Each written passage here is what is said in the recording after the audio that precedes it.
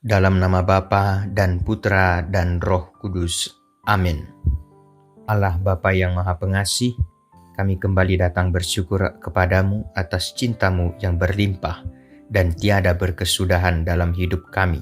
Kami mohon bantulah kami untuk senantiasa agar mampu menemukan butir-butir kasih dalam setiap pengalaman hidup kami, serta bukalah pintu hati kami dan pikiran kami dalam mendengar dan merenungkan sabdamu.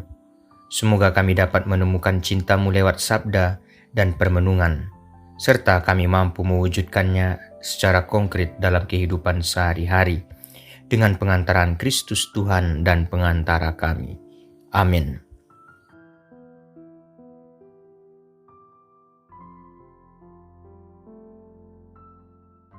Semoga Tuhan beserta kita, sekarang dan selama-lamanya. Inilah Injil suci menurut Matius.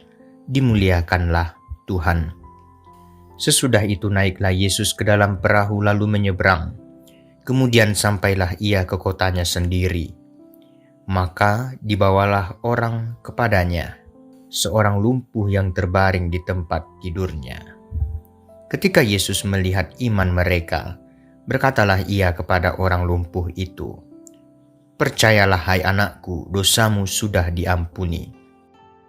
Maka berkatalah beberapa orang ahli Taurat dalam hatinya, "Ia menghujat Allah." Tetapi Yesus mengetahui pikiran mereka lalu berkata, "Mengapa kamu memikirkan hal-hal yang jahat di dalam hatimu? Manakah lebih mudah mengatakan dosamu sudah diampuni, atau mengatakan bangunlah dan berjalanlah? Tetapi supaya kamu tahu bahwa di dunia ini Anak Manusia berkuasa mengampuni dosa."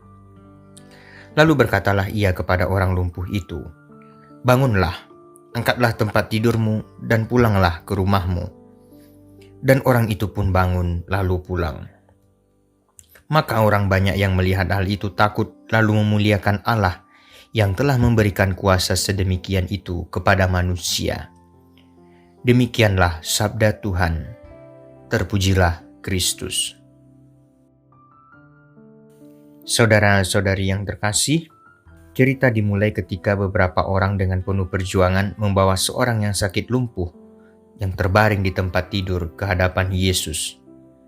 Melihat iman mereka, iman kolektif dari orang-orang yang menggotongnya, Yesus melakukan sesuatu yang mengejutkan. Ia tidak langsung menyembuhkan fisik orang lumpuh itu, melainkan berkata, "Teguhkanlah hatimu, hai anakku, dosamu sudah diampuni." Bagi para ahli Taurat yang menyaksikannya, perkataan Yesus dianggap sebagai hujat terhadap Allah, karena mereka tahu hanya Allah yang berkuasa mengampuni dosa. Namun, Yesus membaca pikiran mereka dan mengajukan sebuah pertanyaan retoris yang mendalam. Mana yang lebih mudah? Mengatakan dosamu sudah diampuni, atau mengatakan bangunlah dan berjalanlah? Secara manusiawi keduanya sama-sama hal yang mustahil. Tetapi untuk membuktikan bahwa ia memiliki kuasa ilahi di bumi untuk mengampuni dosa, Yesus kemudian menyembuhkan fisik orang itu secara instan. Orang lumpuh itu pun bangun, mengangkat tempat tidurnya, dan pulang ke rumahnya. Melalui mukjizat ganda ini, kesembuhan rohani dan fisik, Yesus sedang mengajarkan kepada kita tentang akar dari kelumpuhan manusia yang sejati.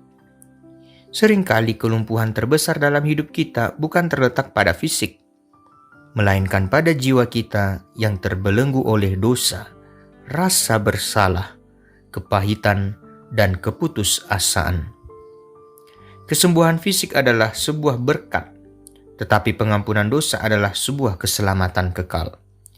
Yesus datang bukan sekadar sebagai dokter tubuh, melainkan sebagai penyelamat jiwa.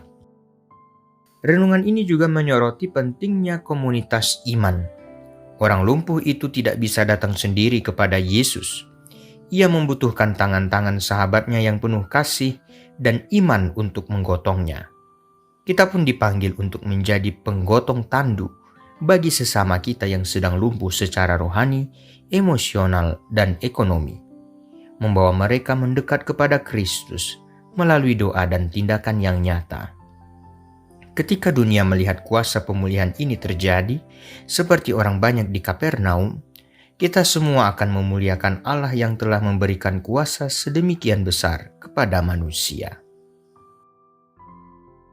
Tuhan Yesus Kristus, Engkau adalah tabib yang maha rahim bagi jiwa dan raga kami.